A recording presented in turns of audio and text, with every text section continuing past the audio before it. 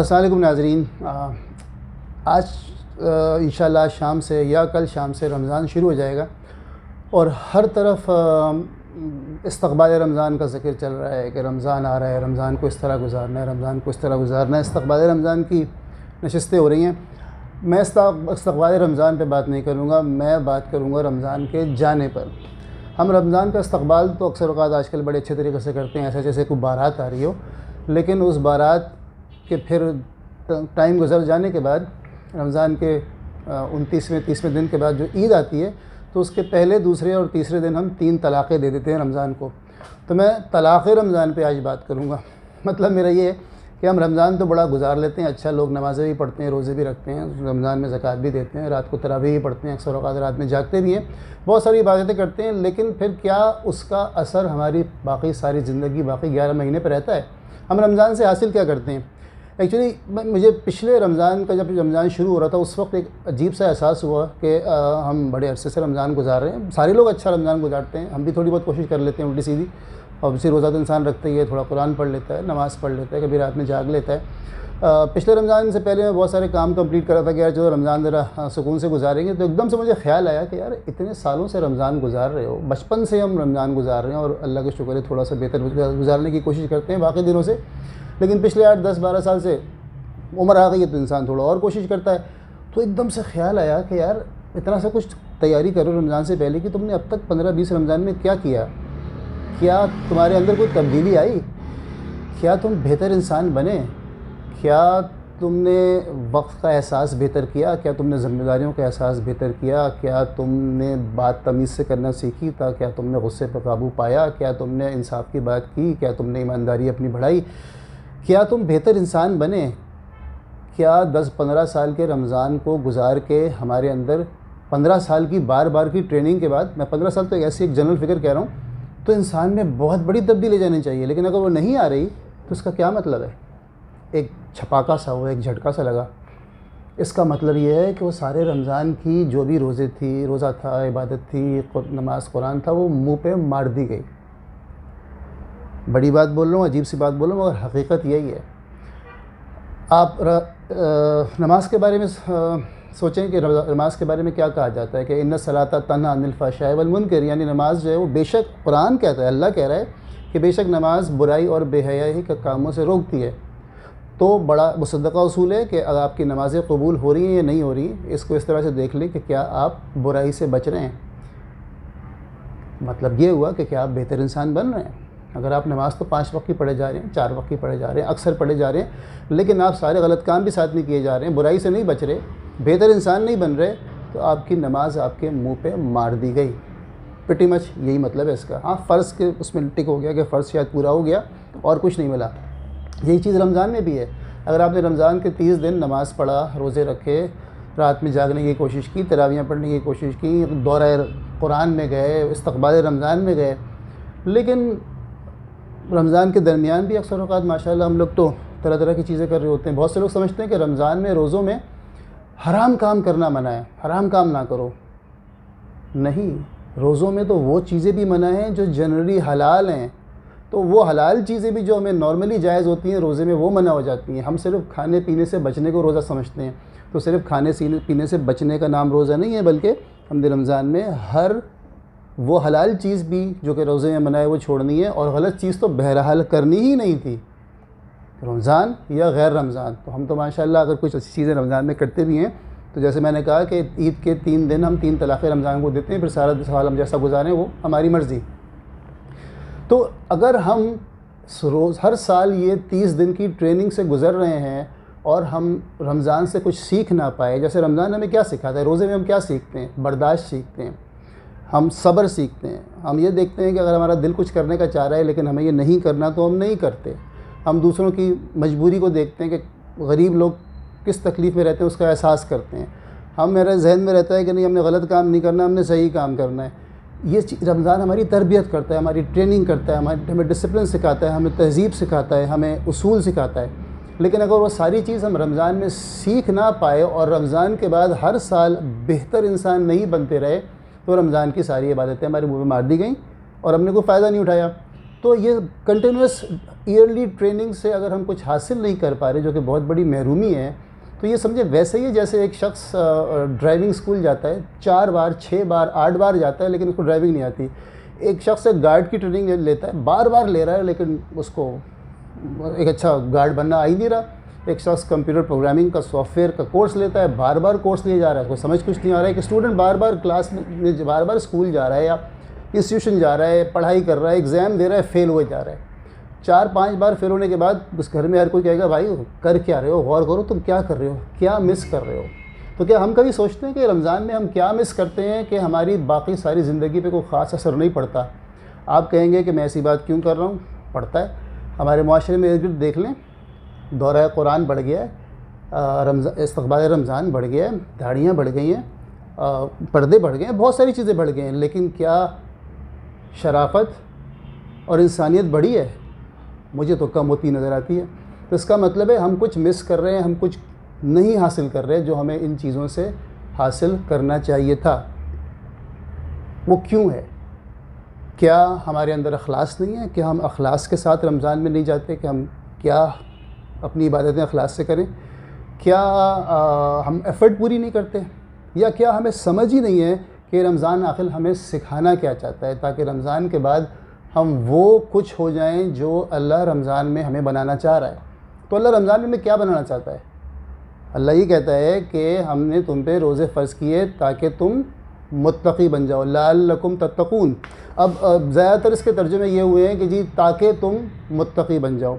Doctor Asrar Ahmad ने इसकी बड़ा अच्छा तर्जुमा और तफसीर की है कि यहाँ पर लअल्लकुम का मतलब ताकि नहीं है, बल्कि लअल्लकुम का मतलब है शायद कि तुम, ए ईमान वालों हमने तुम पे रोज़े फ़र्ज़ किए हैं ताकि तुम मुत्तक़ी नहीं, शायद कि तुम मुत्तक़ी बन जाओ। तो वो शायद क्यों है? हम सिर्फ रोज़े रख लेंगे तो क्या मुत्तक़ी बन जाएंगे? क्या हम रोज़े रख लेंगे तो बेहतर हो जाएंगे? नहीं, क्योंकि यही कहा जाता है ना कि ईमान और एहतिसाब के साथ रोज़े रखे जाएं तो वो अल्लाह को कबूल होते हैं और फिर अल्लाह उसके असरात आप में डालता है, आप में उसके असरात आते हैं।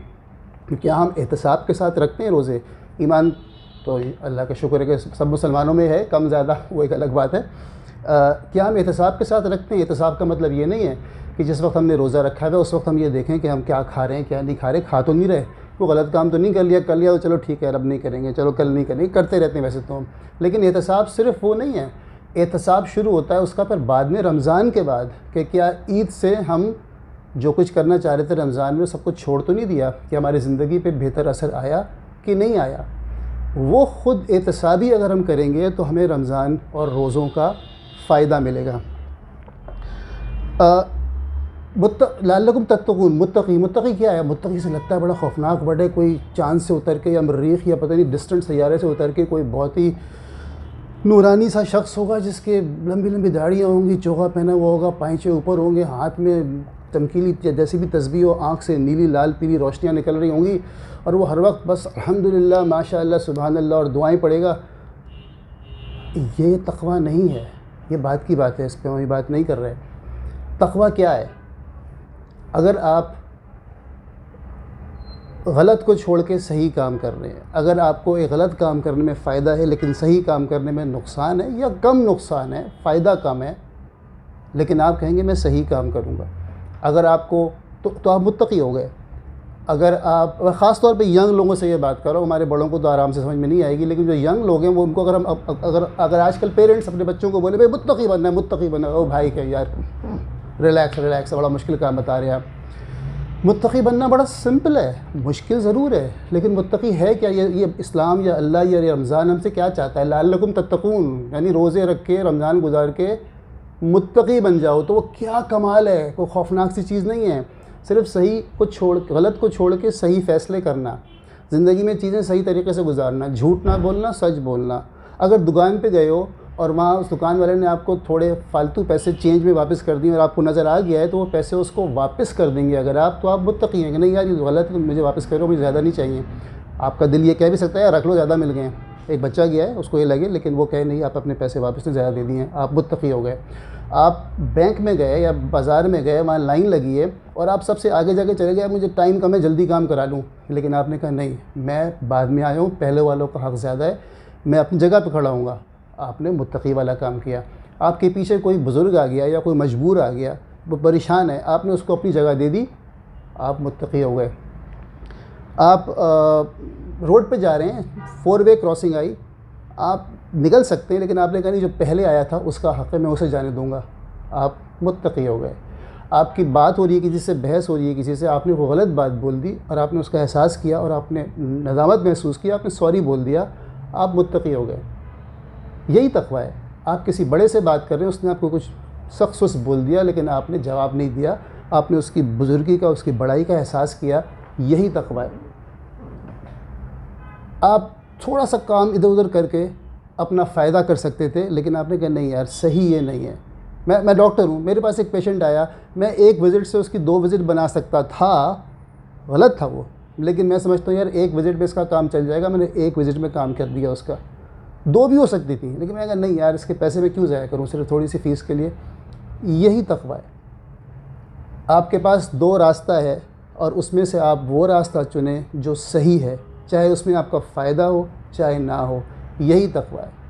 सच बोलना, ईमानदारी की बातें करना। 2 आदमियों की लड़ाई हो रही हो, उसमें से एक आपका करीबी हो, एक दूर का हो, जो करीबी हो वो गलत हो, लेकिन आप करीबी वाले को गलत बोलें, यही तक़वा है। ये वो छोटी छोटी चीज़ें हैं ज़िंदगी में, जो 24 घंटे जिससे हमारा इंटरेक्शन होता है, जो हम फेस कर रहे होते हैं, और उसमें अगर हम ये सही साइड पे खड़े हों, जो कि मुश्किल भी हो सकता है, यही तक़वा है। बहुत लंबी दाढ़ी, चोगा, हाथ में तस्बीह, हर वक्त दुआएं पढ़ना, ये तक़वा नहीं है। मैं बिल्कुल भी नहीं कह रहा कि ये गलत है या ये कोई बेकार चीज़ है, ये बिल्कुल बड़ी अच्छी चीज़ है, लेकिन ये पता है क्या, ये बाद में आती है। पहले इंसान को अंदर से इंसान बनना चाहिए। पहले हम बेहतर इंसान तो बने। अगर हम बेहतर इंसान नहीं बन सकते तो हम बेहतर मुसलमान क्या खाक बनेंगे? मुसलमान होना, अच्छा मुसलमान होना तो मास्टर्स और PhD लेवल की बात है। अच्छा इंसान बनना ग्रेजुएशन है, तो पहले ग्रेजुएट तो कर लो। जो ग्रेजुएशन नहीं कर सका वो मास्टर्स और PhD कैसे करेगा? तो मैं इसीलिए कहता हूँ कि इंसान का बच्चा बनो पहले, फिर मुसलमान बनो। जो इंसान ना बन सका बेहतर, वो मुसलमान क्या खाक बनेगा? अच्छा, तो मैं बात कर रहा था ज़ाहिरी उसकी, उस पर हम कभी और बात करेंगे। वो एक बड़ा इंपॉर्टेंट टॉपिक है कि तब्दीली जो है या बेहतरी अंदर से आनी चाहिए या बाहर से आनी चाहिए, या पहले कौन सी आनी चाहिए, दोनों साथ आनी चाहिए। एक बड़ा इंपॉर्टेंट टॉपिक है, इस पर इंशाल्लाह फ्यूचर में कभी बात करेंगे। लेकिन अभी मैं बात ये कर रहा था कि सिर्फ वो ज़ाहिरी चीज़ें इतनी इंपॉर्टेंट नहीं होती। जहाँ अक्सर औक़ात हमारे पेरेंट्स अपने बच्चों को, अपने छोटों को कुछ रिचुअलिस्टिक चीज़ें करने को कहते हैं, वो खुद ब खुद हो जाती हैं। इनफैक्ट वो जो ज़ाहिरी चीज़ें होती हैं ना, वो तो बड़े आगे की बात हैं, वो तो लेबल है एक।